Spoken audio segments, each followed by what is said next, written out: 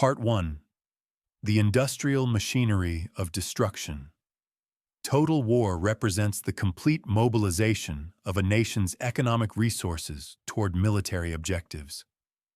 Unlike the limited conflicts of previous centuries, where professional armies clashed while civilian life continued largely uninterrupted, total war demands that every factory, every worker, and every resource be redirected towards sustaining the war effort. The concept emerged fully formed during World War I, when nations discovered that modern industrial warfare consumed materials and manpower at rates previously unimaginable. What began as a conflict expected to end by Christmas 1914 transformed into a 4-year industrial nightmare that fundamentally altered how economists understood the relationship between war and national wealth. The economic foundation of total war rests on a simple but devastating principle: production must exceed destruction. A nation must manufacture weapons, ammunition, vehicles, and supplies faster than the enemy can destroy them, while simultaneously replacing the industrial capacity that enemy action eliminates. Yet this equation proves impossible to maintain over extended periods. As nations pour their accumulated wealth into armaments, they simultaneously destroy the very infrastructure and labor force needed to generate that wealth. The paradox intensifies as the conflict continues. Each side must spend more to counter the other's spending, creating an accelerating spiral of economic depletion that inevitably leads to exhaustion. World War I demonstrated this unsustainability with brutal clarity across every major combatant nation. The British Empire, at the conflict's height, spent approximately 70% of its gross domestic product on the war effort by 1918. To put this in perspective, modern defense budgets in peacetime rarely exceed 4% of GDP, even for nations with substantial military commitments. The British percentage represented a complete restructuring of economic life. Factories that had produced consumer goods retooled for artillery shells. Women entered the workforce in unprecedented numbers to replace men sent to the front. The government assumed control of railroads, shipping, and key industries. Rationing became universal. The entire economic system bent toward a single purpose: sustaining the trenches. Germany's economic contraction proved even more severe. The economy shrank by nearly 30% during the conflict years, a decline comparable to the Great Depression, but compressed into a shorter time frame, and occurring while the nation simultaneously attempted to sustain millions of soldiers in the field. The British naval blockade strangled Germany's international trade, cutting off essential raw materials and food imports. By 1917, German civilians faced acute shortages of basic necessities. The infamous turnip winter of 1916-1917 saw civilians reduced to eating animal feed. Malnutrition became widespread. Industrial production suffered as workers weakened and key materials grew scarce. The vicious cycle accelerated. Economic weakness undermined military capacity, which prompted greater mobilization efforts, which further weakened the economy. France suffered perhaps the most visible economic devastation. The Western Front carved through some of France's most productive agricultural and industrial regions. The departments of Nord and Pas-de-Calais, which before the war had produced 20% of France's coal and housed significant textile manufacturing, became battlefields. Millions of shells churned the earth, destroying not just current productivity, but poisoning the land for future use. The human cost compounded the physical destruction. France mobilized over 8 million men from a population of approximately 40 million. Nearly 1.4 million died, and millions more returned wounded or psychologically damaged. These casualties fell disproportionately on young men in their prime working years, creating a demographic catastrophe that would echo through French society for generations. The war consumed 4 years of accumulated economic output from the world's most advanced economies, leaving them financially exhausted and deeply indebted to each other and to the United States. Britain, which had entered the war as the world's leading creditor nation, emerged as a major debtor. France owed enormous sums to Britain and America. Germany faced reparations demands that would haunt its economy for decades. The intricate web of international debt created financial instability that contributed to the economic chaos of the 1920s and 1930s. The gold standard, which had facilitated international commerce and investment for generations, became untenable as nations printed money to finance their military operations, sparking inflation that eroded savings and destabilized currencies.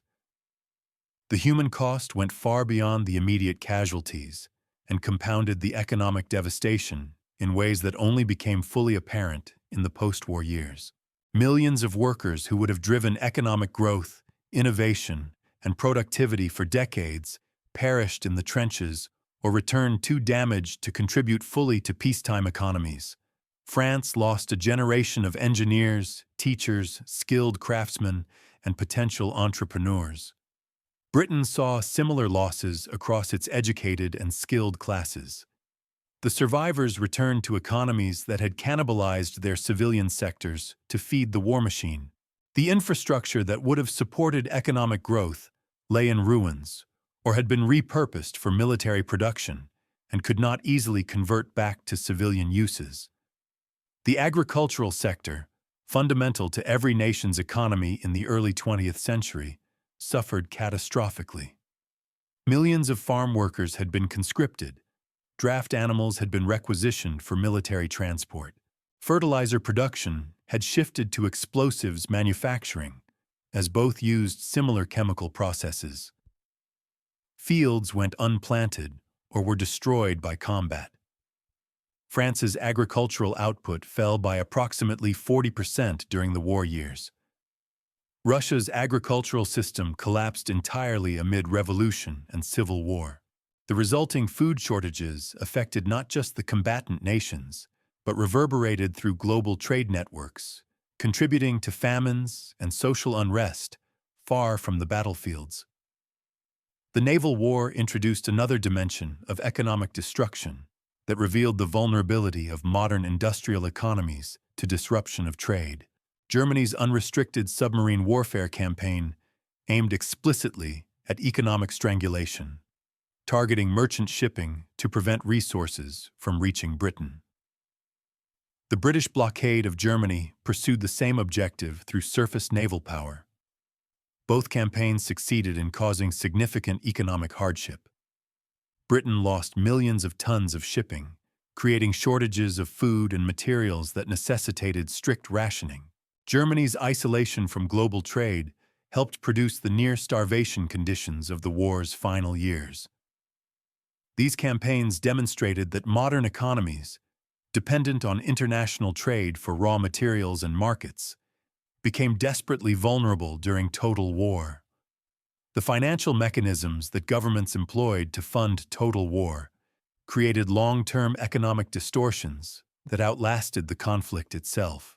War bonds, taxation at unprecedented levels, and ultimately inflation transferred wealth from citizens to the state and from creditors to debtors. The middle classes, who had accumulated savings in government bonds and fixed income investments, saw their wealth eroded by inflation. The working classes faced wage stagnation even as prices rose. The enormous national debts accumulated during the war years constrained government spending and economic policy for decades afterward. Britain made its final payment on World War I debt in 2015, nearly a century after the war ended. Trade networks that had developed over generations collapsed during the war and proved difficult to reconstruct afterward. The elaborate system of international credit, insurance, and shipping that had facilitated global commerce before 1914 had been built on trust, stable currencies, and reliable legal frameworks. The war shattered these foundations. Currencies fluctuated wildly. Former trading partners became enemies. Insurance companies failed. Shipping routes became dangerous. Even after the armistice, reconstruction of international trade proved slow and incomplete. The economic nationalism that the war had fostered persisted, with nations attempting to rebuild self-sufficiency rather than reintegrating into global markets. The opportunity costs of the war, what economists call the resources that could have been deployed for productive purposes instead of destruction, stagger the imagination. The millions of man-hours spent in trenches could have built infrastructure, advanced science, created art, or educated the next generation. The steel that became artillery shells could have constructed buildings, railways, or machinery. The explosive chemicals could have fertilized fields. The organizational capacity that coordinated armies could have improved civilian administration. The financial capital consumed by the war could have funded decades of productive investment. These opportunity costs represent not just wealth destroyed, but wealth never created. Prosperity that vanished into the mud of Flanders and the Somme.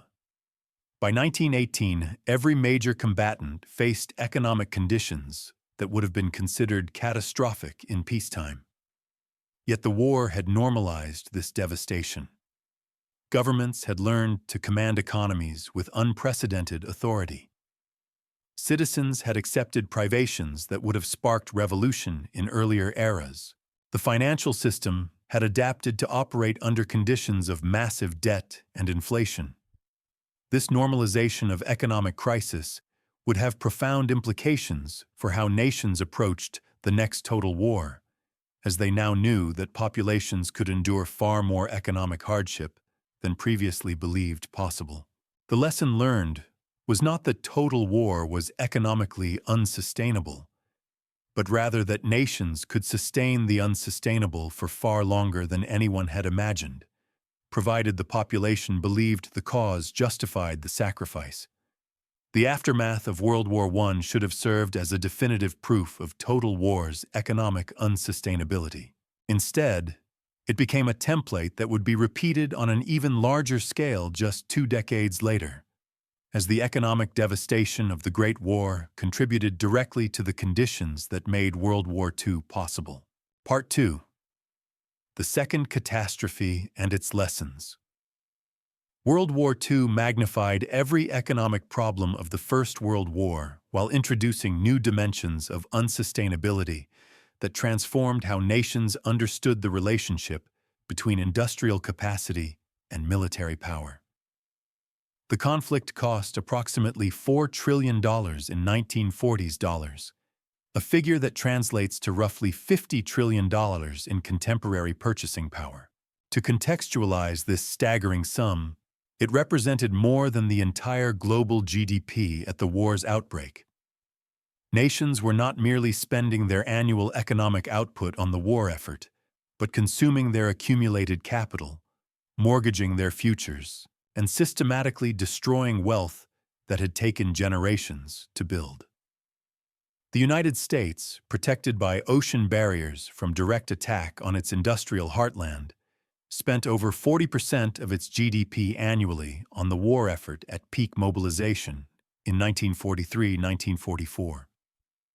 This percentage exceeded even the heights reached during World War I and represented a complete reorientation of the world's largest economy toward military production. American factories that had produced automobiles switched to tanks and aircraft. Shipyards that built merchant vessels began launching warships at unprecedented rates. The Manhattan Project alone consumed resources equivalent to the entire automobile industry. Rationing extended to gasoline, rubber, metals, and food. The government imposed price controls across the economy to prevent inflation from spiraling out of control. Every sector of American economic life bent toward supporting the war. The Soviet Union's mobilization exceeded even these extraordinary levels, reaching up to 60% of GDP devoted to military production by 1942. This rate represented economic mobilization at the absolute limit of human endurance. Soviet citizens survived on near-starvation rations, while factories operated around the clock, producing tanks, artillery, and ammunition. Entire industrial complexes were dismantled in the face of the German advance and relocated east of the Ural Mountains, a logistical achievement that defied conventional economic calculation. Women, children, and the elderly worked in conditions that would have been unthinkable in peacetime. The Soviet economy became a war machine that consumed everything, including the lives and health of its own workers, to sustain the front lines. Yet even these levels of mobilization would have collapsed the Soviet economy had the war continued beyond 1945. By the war's end, Soviet industrial capacity had been stretched to breaking point. Agricultural production had fallen catastrophically, contributing to famines that killed millions even after combat ceased. The housing stock lay in ruins across vast territories. The nation had lost approximately 27 million people, creating labor shortages that would affect economic productivity for decades. Only the combination of massive external assistance through Lend-Lease, the capture of German industrial equipment, and the ruthless suppression of civilian consumption prevented total economic collapse before victory arrived. The scale of physical destruction reached levels that made World War I appear almost restrained by comparison. Strategic bombing campaigns deliberately targeted not just military facilities, but the entire industrial and urban infrastructure of enemy nations. The Allied bombing campaign against Germany dropped approximately 2.7 million tons of bombs, destroying entire city centers and industrial districts. Hamburg, Dresden, Cologne, and dozens of other cities suffered firestorms that killed tens of thousands and obliterated centuries of accumulated wealth in single nights. Germany's industrial production, which had actually increased until 1944 through brutal efficiency and slave labor, fell by 75% from its peak to 1946. The Ruhr Valley, Europe's industrial heartland, became a landscape of rubble. Japan faced even more comprehensive destruction relative to its smaller industrial base. American firebombing campaigns devastated Japanese cities, built primarily of wood and paper. Tokyo, Osaka, Nagoya, and dozens of other urban centers burned. The atomic bombings of Hiroshima and Nagasaki represented not just a new weapon, but a new threshold in economic destruction. The ability to eliminate an entire city's economic value in seconds. By 1945, Japan's economy had shrunk by nearly half from its 1941 level. The merchant fleet that had sustained Japanese trade lay at the bottom of the Pacific. Industrial facilities stood idle for lack of raw materials and power. The population faced genuine starvation. The human capital losses dwarfed even the catastrophic casualties of World War I. Approximately 70 to 85 million people died during the conflict, though exact figures remain disputed. The Soviet Union alone lost more people than all combatants combined in World War I. Poland lost approximately 17% of its entire pre-war population. Yugoslavia, Greece, and other occupied nations suffered similar demographic catastrophes. These casualties included not just soldiers, but enormous numbers of skilled workers, engineers, scientists, teachers, doctors, and educated professionals. The Holocaust eliminated entire communities of merchants, craftsmen, and intellectuals. The systematic destruction of human capital created economic consequences that persisted for generations. World War II revealed a critical economic truth that had been partially obscured during the First World War. Total war only becomes temporarily sustainable through massive external support or by exploiting conquered territories. No nation fighting in isolation could have sustained total war for 6 years. Britain survived economically primarily through American Lend-Lease assistance. which provided $31 billion in materials, equipment, and supplies. Without this external support, British economic collapse would have forced either defeat or a negotiated peace years before 1945. The Lend-Lease program represented a massive transfer of American productive capacity to sustain Allied resistance, a subsidy that only the United States, protected from attack and possessing the world's largest economy, could provide. Germany sustained its war effort largely by plundering occupied Europe.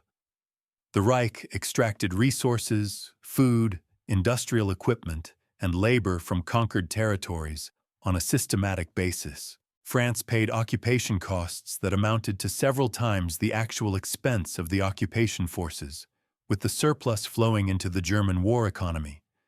Belgian and French factories operated for the German military. Polish and Soviet agricultural production fed German civilians and soldiers. Millions of forced laborers worked in German factories, farms, and mines. This systematic exploitation allowed Germany to maintain both its military machine and civilian consumption at levels that its own economy could never have supported. When the conquests stopped expanding and then contracted, the economic foundation of the German war effort began to crumble. The Soviet Union's endurance likewise depended on external factors beyond its own economic resources. Lend-Lease deliveries provided crucial trucks, aircraft, food, and industrial materials that Soviet production could not match. The capture of German equipment and the dismantling of German industrial facilities after the war helped rebuild Soviet capacity. Most importantly, the Soviet system's willingness to sacrifice civilian welfare to a degree unacceptable in democratic societies allowed military production to continue even as living standards fell to subsistence levels. The Soviet economy sustained total war not through superior efficiency, but through the ruthless prioritization of military needs over human welfare. The economic aftermath of World War II exposed the true cost of total war with unprecedented clarity. Europe required the Marshall Plan, through which the United States provided $13 billion between 1948 and 1952, equivalent to roughly $180 billion in contemporary dollars. This enormous sum represented only a fraction of the reconstruction costs, but it proved essential for restarting European economies that had exhausted their capital and credit.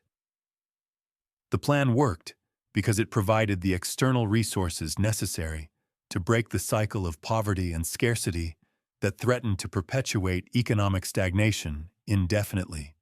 Japan required similar assistance through American occupation policies that rebuilt infrastructure, reformed economic institutions, and provided market access. Without this support, Japanese economic recovery would have taken decades rather than years. The pattern revealed a fundamental truth.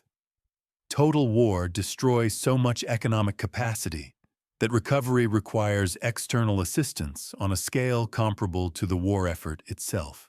The winners must rebuild the losers or face a world of permanent economic dysfunction. The British Empire, despite emerging victorious, faced economic bankruptcy that accelerated its dissolution. Britain had entered the war as the world's largest creditor nation and a global economic power. It emerged deeply in debt, with its industrial plant outdated, its merchant fleet depleted, and its financial reserves exhausted. The costs of maintaining the empire became unsupportable. India gained independence in 1947, followed by a cascade of other colonies over the following decades. The empire's dissolution stemmed directly from economic exhaustion. Victory had cost Britain its position as a great power. The Soviet Union, despite its victory and acquisition of Eastern European satellites, endured decades of poverty and privation as it struggled to recover from the devastation. Soviet GDP per capita in 1950 remained below 1940 levels. Housing shortages persisted into the 1960s. Consumer goods remained scarce throughout the Soviet period. The war had consumed not just physical capital, but the economic surplus that could have raised living standards and driven development. Soviet economic growth after the war derived largely from extensive mobilization of resources rather than productivity improvements, a pattern that ultimately contributed to the system's collapse in 1991. The financial architecture created during and after World War II reflected the lessons of unsustainability. The Bretton Woods system, the International Monetary Fund, the World Bank, and other institutions aimed to prevent the economic nationalism and financial chaos that had contributed to the war's outbreak. These institutions recognized that economic interdependence and stable financial relations reduced the likelihood of total war by making it economically devastating for all participants, including nominal victors.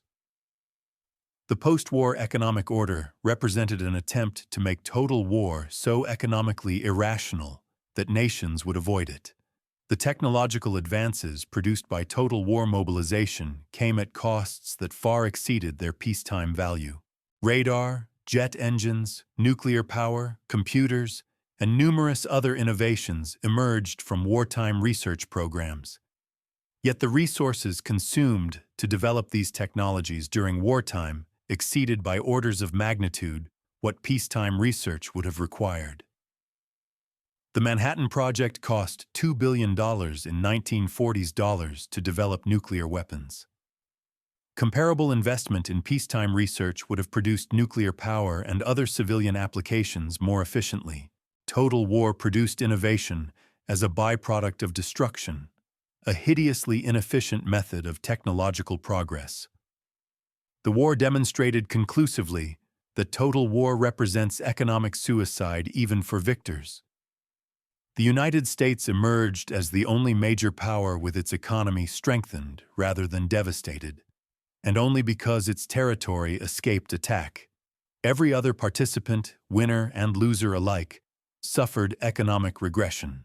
The war consumed accumulated capital, destroyed infrastructure, killed productive workers, and diverted resources from wealth creation to destruction.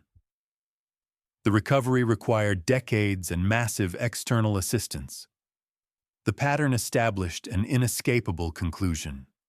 Modern industrial total war destroys more wealth than any participant can afford to lose, regardless of the outcome. Part 3. The modern economic reality. Contemporary economic analysis reveals that total war has become even less sustainable in the 21st century than it was during the industrial conflicts of the 20th century. Modern economies depend on vastly more complex supply chains, intricate international trade networks, and highly specialized knowledge workers than existed in the 1940s. The destruction of any major node in the global economic system creates cascading failures that spread far beyond the immediate conflict zone, potentially crippling economies thousands of miles from any battlefield. The economic integration that has driven unprecedented prosperity since 1945 has simultaneously created vulnerabilities that make total war economically catastrophic in ways that previous generations could not have imagined. The financial architecture of modern nations makes total war economically impossible to sustain under any realistic scenario. Government debt levels in developed nations already range from 100% to 250% of GDP during peacetime, accumulated through decades of deficit spending on social programs, infrastructure, and modest military establishments. Japan carries debt exceeding 260% of GDP. The United States approaches 130%. European nations vary between 80% and 180%. These debt levels, manageable during peacetime growth, leave almost no fiscal space for the dramatic expansion required by total war mobilization. A shift to total war mobilization, requiring 40% to 60% of GDP in military spending as seen in World War II, would necessitate debt levels exceeding 400% to 500% of GDP, within just a few years of sustained conflict. The mathematics are inexorable. If a nation currently spending 3% of GDP on defense suddenly needed to spend 50%, the additional 47% would need financing. Tax revenues, already committed to existing obligations, could not increase fast enough to cover this expansion. Borrowing would explode, adding tens of trillions to national debts. No modern financial system could support such borrowing levels.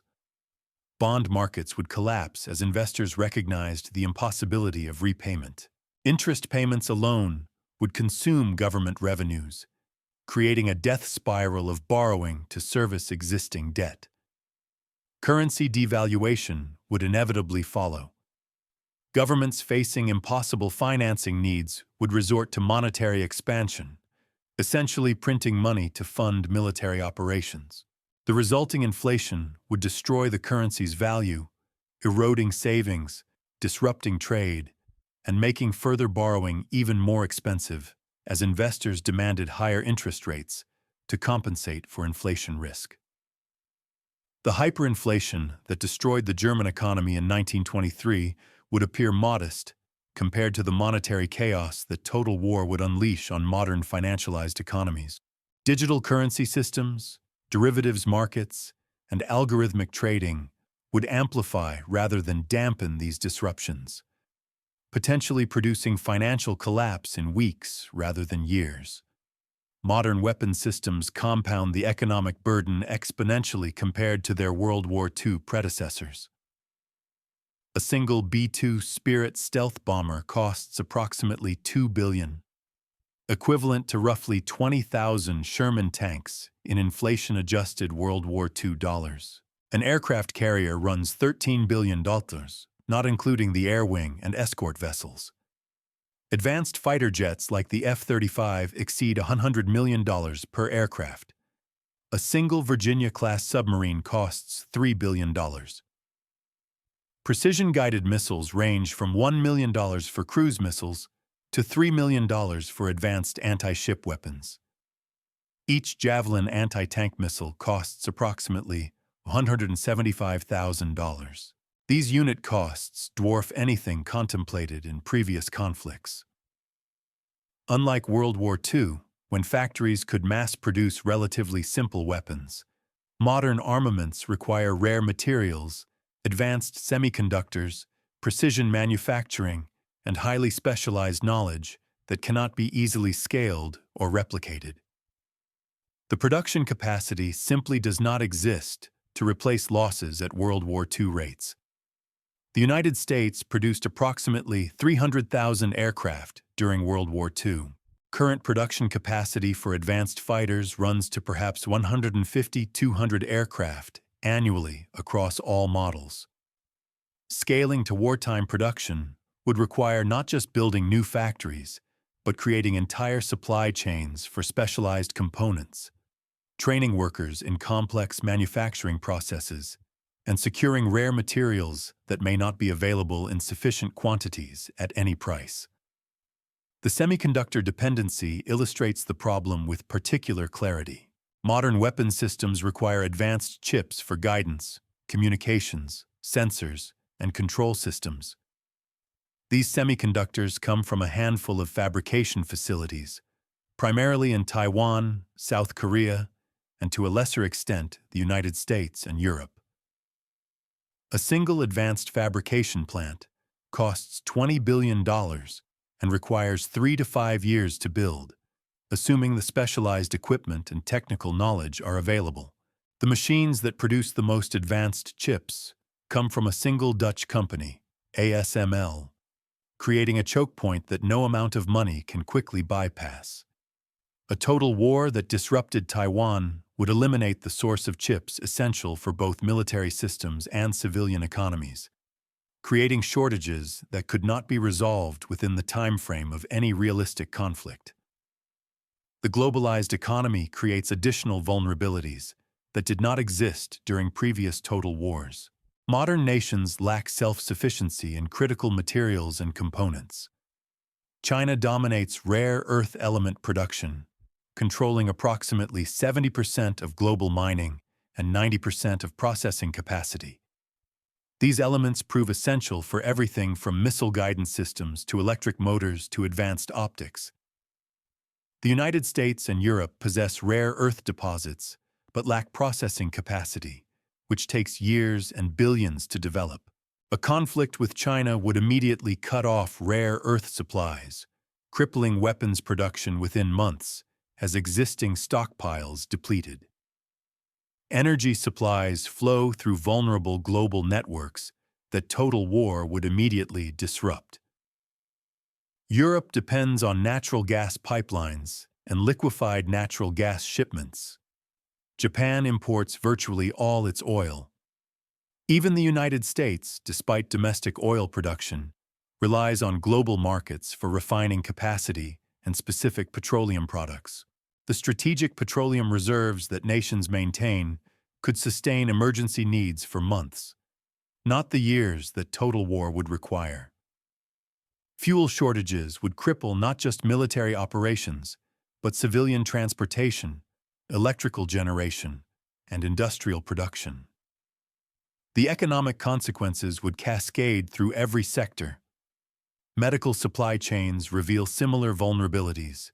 The United States produces very few antibiotics domestically, relying instead on manufacturing in China and India. Active pharmaceutical ingredients for numerous essential medications come from abroad. A total war would disrupt these supplies, potentially causing public health crises that would compound the direct casualties of combat.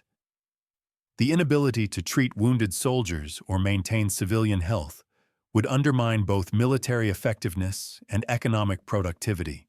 Modern economies have optimized for efficiency and cost reduction through globalization, sacrificing the redundancy and self-sufficiency that total war would require. The knowledge economy introduces vulnerabilities absent from industrial age conflicts. Modern economic productivity depends on educated workers, functional universities, research institutions, and information networks. The destruction of a major research university represents not just physical damage, but the loss of irreplaceable expertise, ongoing research, and the training pipeline for future specialists. A successful cyber attack on financial systems, electrical grids, or communications networks could produce economic damage exceeding physical bombing, yet costing the attacker almost nothing. The defensive requirements for protecting digital infrastructure during total war would consume resources and expertise that civilian economies cannot spare, while simultaneously funding traditional military operations. The service-based nature of modern advanced economies makes them particularly vulnerable to total war disruption. Manufacturing represents less than 20% of GDP in most developed nations, with services comprising the majority of economic activity. Finance, healthcare, education, entertainment, and professional services all depend on stability, functional infrastructure, and confidence. Total war would devastate these sectors even without direct attack. Financial markets would collapse. International travel and tourism would cease. Professional services would contract as businesses failed. The economic multiplier effects would magnify the direct costs of military operations. Agricultural production, while far more efficient than in previous eras, depends on complex supply chains that total war would sever. Modern farming requires diesel fuel, fertilizers derived from natural gas, pesticides, specialized equipment, and hybrid seeds. The disruption of any of these inputs would reduce yields dramatically. The United States produces enormous food surpluses during peacetime, but total war mobilization would divert fuel, chemicals, and labor away from agriculture while simultaneously increasing demand from military forces and disrupted trading partners. Food shortages would emerge not from lack of land, but from supply chain breakdown. The just-in-time manufacturing that optimizes modern industrial production would become a catastrophic liability during total war. factories maintain minimal inventories, relying on precise delivery schedules to provide components exactly when needed. This efficiency collapses when transportation networks face disruption, when suppliers shut down, or when critical components become unavailable. The automotive industry demonstrated this vulnerability during the 2021 semiconductor shortage, when chip scarcity idled factories worth billions of dollars. Total war would create shortages across thousands of components simultaneously, producing industrial paralysis that no amount of government intervention could quickly resolve. The demographic realities of modern developed nations compound these economic vulnerabilities. Birth rates have fallen below replacement levels across Europe, East Asia, and increasingly in the United States. Populations are aging, with fewer workers supporting growing numbers of retirees. The social safety nets promised to these aging populations already strain government budgets. Total war mobilization would require diverting young workers into military service, while simultaneously increasing support for vulnerable populations, creating impossible demands on shrinking workforces. The political sustainability of total war in democratic societies, with aging populations and extensive welfare commitments, appears doubtful even before considering the direct economic costs. Climate change introduces additional economic stresses that reduce the capacity to sustain total war. Resources increasingly devoted to adaptation, disaster response, and transition to sustainable energy leave less surplus for military mobilization. Water scarcity, agricultural disruption, and infrastructure damage from extreme weather events create baseline economic stresses that total war would exacerbate catastrophically. Nations struggling to maintain economic growth amid climate pressures could not simultaneously fund total war mobilization without triggering social collapse. The economic reality confronts military planners with an insoluble problem. The weapons exist to wage total war between peer competitors. The strategies have been developed. The military forces train for these scenarios. Yet the economic foundation to sustain such a conflict does not exist and cannot be created within any realistic time frame.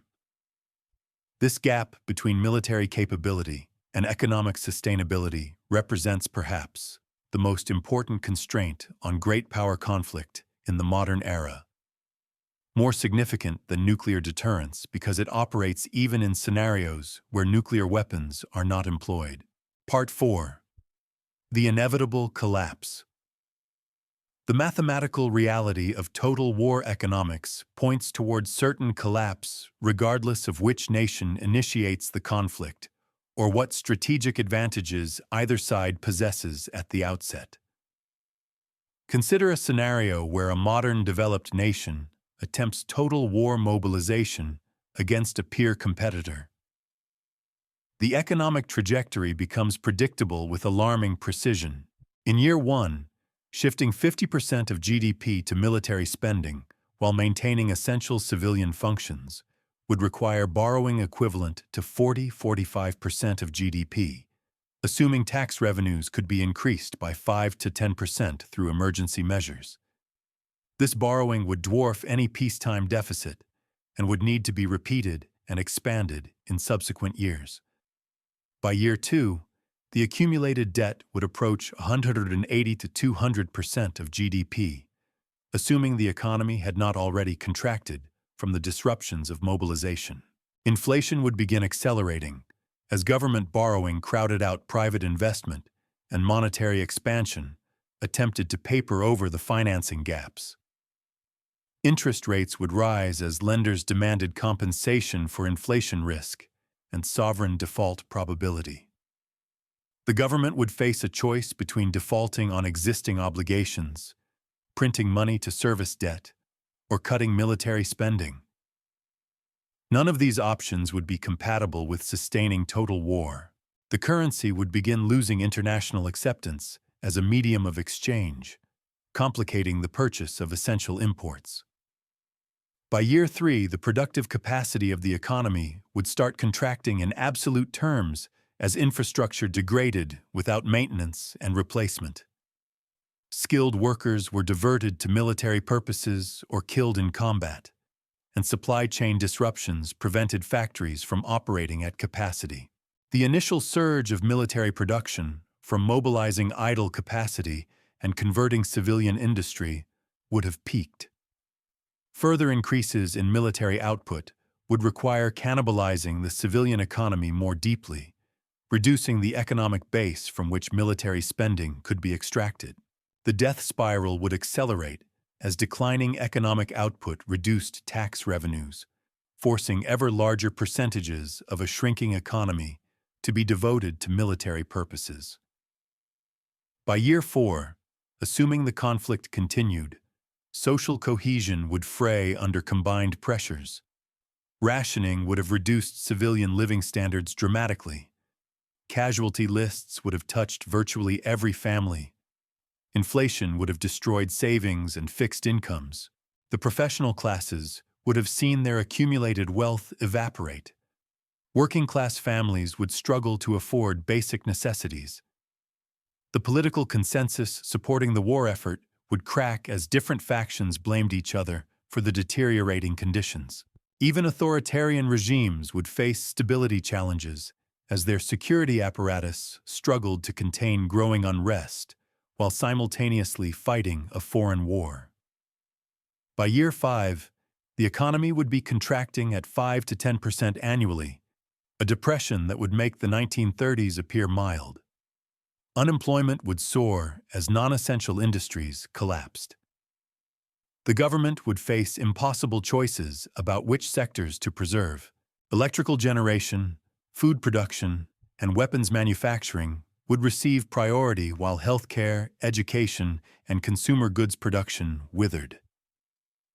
Urban populations would face shortages of everything from fuel to medicine to basic foodstuffs. The black market would dominate economic transactions as official prices became meaningless and rationing systems broke down. Historical precedent confirms this trajectory with depressing consistency. Every total war in history ended with the economic exhaustion of all participants, winners and losers alike. Victory went not to the strongest economy, but to whichever nation could sustain catastrophic losses slightly longer than its opponents, or which received sufficient external support to avoid collapse. Britain won both world wars, but emerged economically devastated both times, losing its position as the world's financial center and global hegemon. France achieved victory in 1918, but never recovered its pre-war economic dynamism, entering a long period of relative decline that persists to the present. The United States emerged from both world wars in strengthened economic position, but only because its homeland remained untouched by direct attack, while its competitors destroyed each other. American prosperity after 1945 derived not from the war itself, which consumed vast resources, but from being the last major industrial economy with intact infrastructure, a living workforce, and functioning institutions. This unique circumstance cannot be replicated in any future total war between peer competitors where both sides possess the means to strike each other's homelands. Nuclear weapons, long-range missiles, cyber attacks, and other technologies ensure that no major power could fight a total war while preserving its economic base from attack. Modern economic modeling, incorporating the complexities of globalized supply chains, financial interdependence, and advanced weapons costs, suggests that total war between peer competitors would produce economic collapse within 5 to 7 years, even assuming no nuclear escalation. The models account for the surge capacity from mobilizing idle resources, the productivity gains from emergency measures, and the economic resilience demonstrated in previous conflicts. Yet the conclusions remain stark. The costs of replacing advanced weapons systems, maintaining complex supply chains under attack, managing massive casualties, and servicing war debt would exceed any nation's capacity to generate revenue within this time frame. The costs spiral beyond simple military expenditure. Hyperinflation would destroy savings across the entire population, eliminating the accumulated wealth of generations in months. Pension funds holding government bonds would become worthless. Insurance companies would fail as they proved unable to meet claims. Banks would collapse as borrowers defaulted and the value of their assets evaporated. The financial system that lubricates modern economic activity would seize up, forcing economies to operate on a quasi-barter basis that would reduce productivity by 50% or more, even in areas not directly affected by combat. Supply shortages would cripple civilian industries in cascading waves. The initial shortages of obvious military materials like steel, aluminum, and petroleum would expand to encompass semiconductors, rare earths, specialty chemicals, and precision components. Civilian factories would close not from bombing, but from inability to obtain inputs. Workers would be laid off, reducing consumer spending and tax revenues. The unemployed would require government support precisely when government finances were most strained. The welfare state promises that underpin social cohesion in modern democracies would prove impossible to maintain, triggering political crises that would compound economic dysfunction. The social fabric would fray under pressures that few modern populations have experienced. Families accustomed to steadily rising living standards would face declining conditions that would challenge their willingness to continue sacrificing for the war effort. The social contract between citizens and government rests partly on the assumption of competent economic management. Governments that destroyed their citizens' savings through inflation, consigned them to poverty through economic collapse, and failed to provide basic services while demanding ever greater sacrifices for the war would face legitimacy crises. Even populations initially enthusiastic about the war would turn against leaders who produced such catastrophic results. The fundamental unsustainability of total war stems from a basic economic principle that transcends any particular technological era or political system. Destruction consumes wealth faster than production can replace it when both sides possess remotely comparable capabilities. A factory bomb today cannot produce weapons tomorrow. A killed worker cannot contribute to GDP next year. A currency debased by inflation cannot purchase imports next month. The accumulated capital of generations disappears in explosions, while rebuilding requires resources that the war effort consumes. The mathematics are pitiless. In modern economies, where wealth consists not just of physical goods, but of knowledge, relationships, institutions, and complex systems, the destruction accelerates, while reconstruction becomes more difficult. A bombed factory in 1943 could be rebuilt in months using readily available materials, standardized equipment, and workers trained in relatively simple manufacturing processes. A destroyed semiconductor fabrication plant in 2025 requires years and tens of billions of dollars to replace. Assuming the specialized equipment remains available, the technical knowledge survives, and the supply chains for thousands of components can be reconstructed. Much modern wealth exists as organizational capacity, institutional knowledge, and network effects that, once destroyed, cannot be easily recreated regardless of how much money is spent. The opportunity costs compound the direct destruction. Every dollar spent on weapons, every worker assigned to military production, every scientist developing better ways to kill represents resources diverted from productive purposes. During peacetime, these opportunity costs remain modest because military spending occupies a small fraction of the economy. During total war, when half the economy redirects toward military purposes, the opportunity costs become staggering. The economic growth that would have occurred, the innovations that would have been developed, the infrastructure that would have been built, the education that would have been provided, all disappear into the maw of total war, never to be recovered. The environmental damage from total war would persist for generations, creating long-term economic costs that extend far beyond the immediate conflict. Chemical contamination, unexploded ordnance, destroyed infrastructure, and disrupted ecosystems would require decades and enormous resources to remediate. The use of nuclear weapons, even in limited numbers, would render significant territories uninhabitable for centuries, while spreading radioactive contamination across continents. The economic costs of this environmental destruction would burden survivors long after the combat ceased. The demographic catastrophe would echo through generations. Modern developed nations with below-replacement birth rates cannot afford the casualties that total war would inflict. Each young person killed represents not just an immediate loss to the labor force, but the elimination of all their potential future children and economic contributions. A nation that lost 10% of its population in total war might require a century to recover its demographic trajectory, assuming birth rates eventually returned to replacement levels. The economic growth that depends on working-age populations would stagnate for decades. The technological regression would surprise many who assume modern societies are too advanced to lose knowledge. Yet the specialists who understand complex systems represent irreplaceable human capital.